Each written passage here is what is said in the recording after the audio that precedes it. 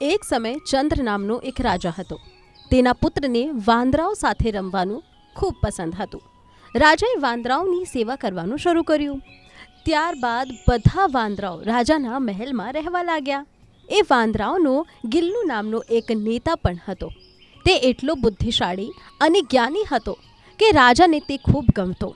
થોડા સમય પછી રાજાએ કેટલાક બકરીઓ મંગાવી રાજકુમારનું મનોરંજન અને સફારી કરવા માટે.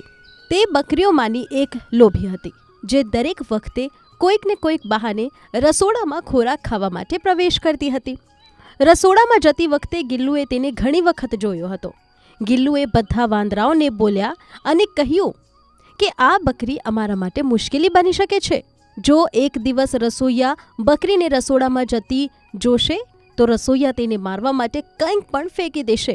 કદાચ સળગતા લાકડા ફેંકી દેશે. આમ થશે તો બકરી જીવ બચાવવા તબેલા તરફ દોડશે. જો બકરી તબેલામાં જશે તો બધા ઘોડા બળી જશે.